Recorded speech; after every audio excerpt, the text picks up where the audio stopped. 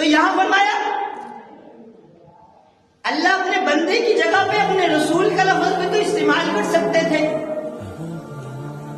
سبحان الذی اسری بعبدہ، بندے کا لفظ استعمال کیا اللہ نے. جب گئے ہیں جب بھی، جب آئے ہیں جب بھی اللہ نے فَكَانَ قَابَ قَوْسَيْنِ أَوْ أَدْنَىٰ فَأَوْحَىٰ إِلَىٰ عَبْدِهِ، یہاں بھی بندے کا لفظ اللہ نے استعمال کیا. جب معراج پہ گئے اللہ نے قرآن میں ذکر فرمایا تو فرمایا اللہ اپنے بندے کو لے گیا. جب آئے پھر بھی اللہ نے اپنے لفظ بندے کا ہی استعمال کیا.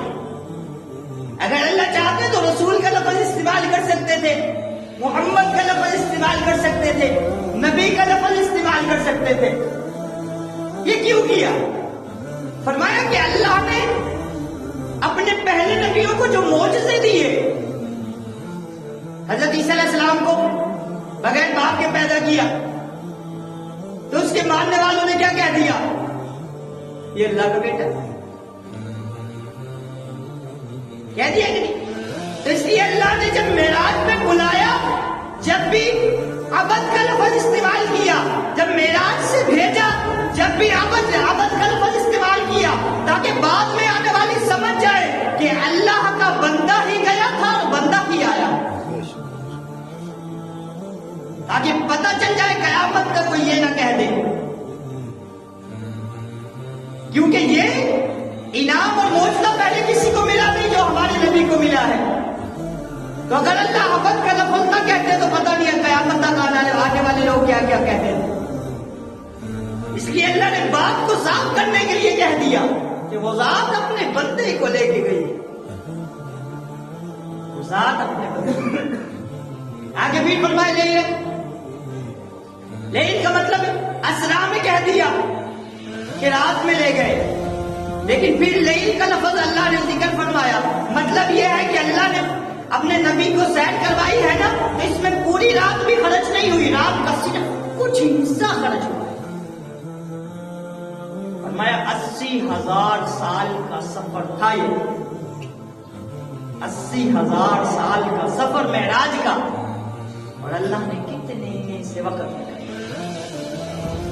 اس لیے کہ لیل لا کے پھر اللہ نے بتا دیا کہ پوری رات بھی میرے محبوب کو نہیں خرچ ہوئی، رات کا کچھ حصہ. بارکنا حولہ، اللہ کی رحمت نے یوں گھیرا ہوا اپنے محبوب. لِنُرِيَهُ مِنْ آیَاتِنَا، اس کا ترجمہ میں سمجھاتا ہوں. فرمایا جو معراج ہے نا، معراج اس کے لفظی معنی ہے سیڑھی. معراج کا معنی کیا ہے؟ سیڑھی. کہ ایک بندہ نیچے کھڑا ہے، وہ سیڑھی پہ کھڑا ہو جائے گا تو اونچا ہو جائے گا، یہاں کھڑا ہو تو نیچے، یہاں سے سیڑھی پہ آیا تو اونچا ہو گیا. معراج کا معنی کیا ہے؟ سیڑھی. لیکن علماء نے لکھا ہے حضور تو پہلے ہی بہت اعلیٰ تھے، حضور تو پہلے ہی بہت اعلیٰ تھے. اگر معراج نہ بھی ہوتی آقا کی شان میں کمی نہیں آتی، پھر بھی معراج فرمایا. کیوں فرمایا کہ معراج کا لفظ تو دنیا والوں کے لیے ہے. اللہ فرماتے لِنُرِيَهُ مِنْ آیَاتِنَا، ہم نے اپنے محبوب کو سیر کروائی، اپنے پاس بلایا اپنی نشانیوں کو دکھانے کے لیے. اللہ نے بلند مقام تو پہلے ہی دے دیا، وسیلت والا مقام اللہ نے پہلے ہی دے دیا. پھر فرمایا یہ معراج اللہ نے کیوں کروائی اپنے حبیب کو؟ کیا وجہ تھی؟ حکمت کیا تھی اس میں؟ فرمایا کہ اس سال حضور کی بیوی حضرت خدیجہ رضی اللہ تعالیٰ کا انتقال ہوا. آپ بہت غم میں تھے، آپ کے چچا کا بھی انتقال اس سال میں ہوا.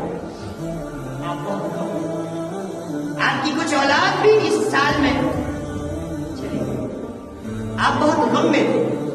تو ہم دنیا میں کیا کرتے ہیں؟ اگر ہمارے کسی بھائی یا بیٹے یا بچے کے ساتھ کوئی ایسا معاملہ خلاف عادت پیش آ جائے، کوئی بیماری سخت بیماری آ جائے، تو ہم کیا کرتے ہیں؟ کوئی پریشانی بڑی آ جائے، جب وہ جاتی ہے تو ہم کہتے ہیں یار اس کو نا کسی ماموں کے گھر، چاچو کے گھر یا فلاں شہر میں بھیج دو، اس کی آب و ہوا بدلے گی نا تو اس کی پریشانی کم دور ہو جائے.